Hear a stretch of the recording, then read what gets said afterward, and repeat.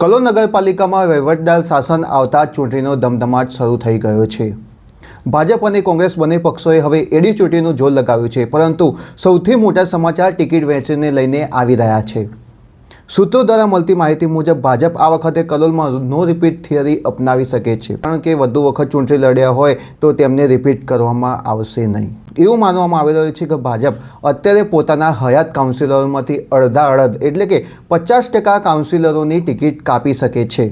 કલોલ નગરપાલિકામાં નવા અને યુવા ચહેરાઓને તક આપીને ભાજપ એન્ટી ઇન્કમ્બન્સી ખાળવાનો પ્રયત્ન કરી રહી હોય તેમ અત્યારે હાલ તો લાગી રહ્યું છે। બીજી તરફ કોંગ્રેસ પણ આ જંગમાં પાછળ નથી। કોંગ્રેસ પણ તેના 30% જેટલા હયાત સભ્યોના પત્તા કાપી શકે છે। બંને પક્ષોમાં અત્યારે મૂર્તિઓની પસંદગી માટે તૈયારી શરૂ થઈ ગઈ છે। એક બાજુ જૂના જોગીઓ પોતાની ટિકિટ બચાવવા માટે દોડાદોડી કરી રહ્યા છે, ત્યારે બીજી બાજુ નવા દાવેદારોએ પક્ષના મોવડી મંડળ સામે પોતાની દાવેદારી મજબૂતીથી રજૂ કરવાની કોશિશમાં છે। શું નવા ચહેરાઓ કલોલનું ભાગ્ય બદલશે કે પછી જૂના કાઉન્સિલરો પક્ષને મનાવવામાં સફળ રહેશે? આ તમામ સવાલોના જવાબ તમને મળશે।